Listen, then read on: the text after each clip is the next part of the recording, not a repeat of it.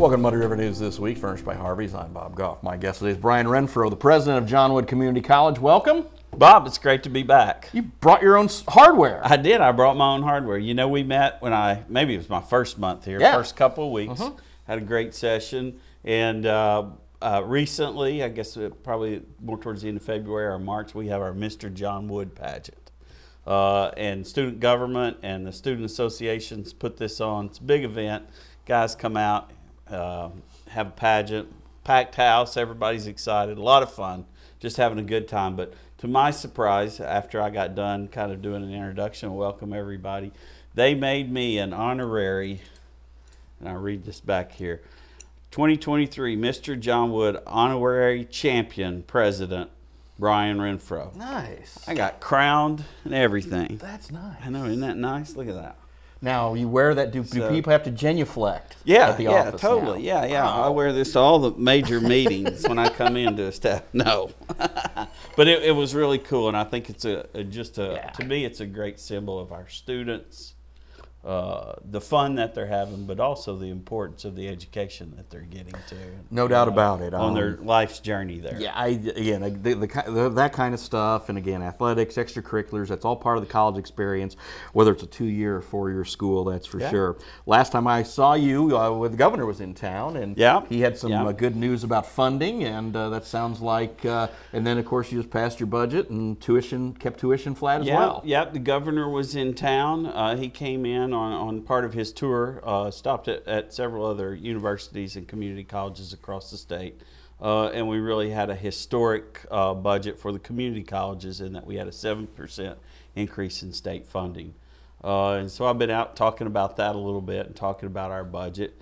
Our enrollment was up this semester, so we were excited about that, and that helped out as well. So the leadership team at the college proposal before the board to not increase tuition, to hold it steady for a year. We're hoping we'll have more students next year. We're hoping that by not increasing tuition, that'll make it more affordable for those folks that are out there. But historically, the community colleges was funded on a third model, where a third was from local tax, property tax, local tax base. A third was from the state, and then a third was from tuition for students, tuition and universal fees. I always have to kind of look sometimes to remind where we're at. But even with our 7% increase, now what we're seeing is state government's only 13%. Yeah. You know, and our local property tax, which hasn't really changed, is at 37.6%. What that means is through the years, unfortunately, we've had to raise tuition, and the students are actually now paying 43.7% of their cost. And so really what we're doing is working on some strategies to try to lower that cost to students, and some supplemental types of funding that would help out. And the governor here was also talking about their MAP funding, and MAP funding is specifically designed for those students who receive Pell Grants, so are economically disadvantaged, to allow them to be able to go to college, and the MAP funds kick in and help pick up funds as well, and part of the governor's budget was increasing MAP funding as well. So, you know, that's a big help for students that are going to John Wood, and it really makes a difference. One of the things, as you were talking about your new fiscal year and budget year coming up, you also did a little reorganization among your senior staff, your cabinet. Talk a little bit about your philosophy there. Yeah, we did, and that's not unrelated, actually. One of the things that we did is we made some organizational changes, and in particular to help better support our foundation. You know, our foundation really is our fundraising arm of the college. A large percentage of the money that's raised by the foundation are in scholarships that then go back to support students. So as we've seen the rising cost of education, I want to challenge our foundation and our community to raise more dollars to support students to help offset that cost. So as part of the reorganization, we have a position now that's called the Dean of External Relations and Communications. And Tracy Orn, who most people are probably familiar with, is agreed to step into that role. Also, as part of it, we took the Office of Grants, which was in the foundation, and moved it out just to allow the foundation to focus on fundraising and not have to focus on grants. Sure. The institution as a whole will still focus on grants. Right. We have about $6.5 million in grants. Many of them are state grants that come to us, are appropriated, Right. but a lot of them, like our Economic Development Agency grant that we're using to fund the Workforce Development Center expansion, is a federal grant that we went after, competitive. And so you'll be seeing us do a lot more of that, and that frees that grant office up to kind of work and pursue those alternative sources of funding. And then also marketing and public relations will be housed in this as well. So we see that as being able to kind of have a consistent message, and also to help with the fundraising component of the foundation. And I think part of it's to set us up too for, what's coming up is our big 50th anniversary next year. And so that external relations, communication, fundraising, and driving money for scholarships will all be a focus for this coming year.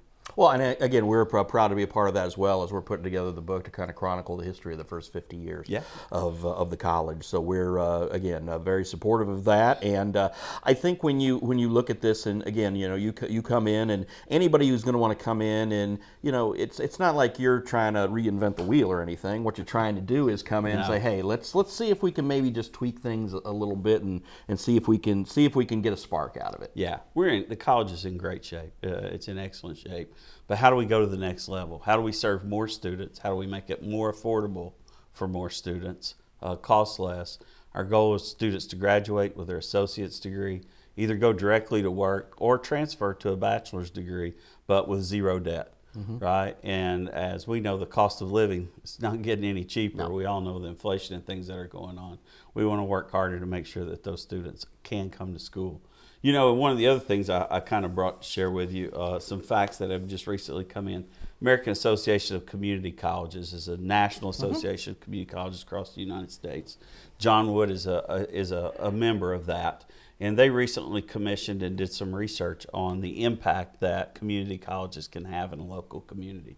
And just for example, if someone goes to a community college and gets an associate degree, on average, they're going to make $10,000 more a year. And that may not sound like a lot, but then when you start to think about that over the course of a lifetime and the impact that it has on a community, right? That's taxes, buying houses, buying cars, right? Groceries, et cetera. All that contributes back to the economy. And so when you take, we recently had close to 500 graduates, right? You think about that impact locally. And I know nobody wants to raise taxes, right? And we always want to see our taxes go hard to work. But the other fact that was in their study that I found that was interesting, it said that for every dollar of public money that was invested in a community college, taxpayers will receive $6.80, so $6.80 over the course of the student's working life in return from that. So one of the things that we know, right, is the community college, and John Wood is probably paramount to this, is a place where people can go to improve their lives. And I say this to my folks all the time. We talk about how many students are there. We need more. How many are graduating? We need more. Because those don't just represent numbers. They represent hopes and dreams, right? And students are coming up to us for a better life. And again, like you said, whether it's to prepare themselves for a career, that's why you're making the big investment in the improvements and the expansion of the Workforce Development Project, or, well, like you said, whether it's getting that associate's degree and going on that 4-year. These kids, and again, I know we're working, there's a whole community effort to keep kids here. Yeah. And I know some of them, they want to see the world, that's great, but they might want to come home, and we want to welcome them home, and we want to give them any opportunity, and we want to give them incentive to come home. That's right. And that's one of the things that we'll be working over the next year too, is to look at programs that we're currently not offering that, one, are in high demand for local jobs, but two, that students are leaving to go to other places to get their education. We realize not everybody maybe want to stay in our district, but it's going to be more affordable for them, and they're going to incur less debt if they stay and get that education and training. And that's really what the mission of John Wood is all about.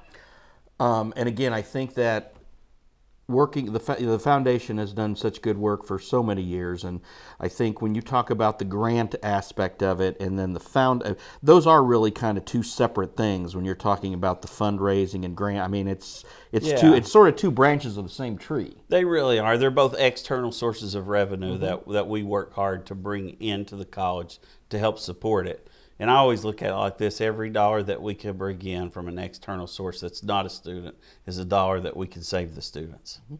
So, the foundation does some great things. We've got some really good supporters. Couple of the things that I've tasked them with or challenged them for this next coming couple of years. One is to start a real alumni association, just kind of like if you go to Western Illinois University, you're an alumni. I went to the University of Tennessee. I'm part of the Vol Nation, and I'm an alumni. That. Well, we'll see how things come out at the end of football season this year. I've been saying that for a long time, but anyway, so that's one of the things that I've asked them to do is really start to focus and hone it in. Everywhere I go in town, people tell me they're alumni of John Wood and how proud they are. Yeah. And so I really want to build that collective energy to help support the students that are going there now and those folks sharing their experiences. The other thing is to increase the number of scholarships that we're given. I talked about that earlier. And so those are two of the important things. And then, of course, kicking off the 50th anniversary. I will also say this, we have several key fundraising events. We just had our golf tournament back in May. Had a great time out there. Got to experience that for the first time.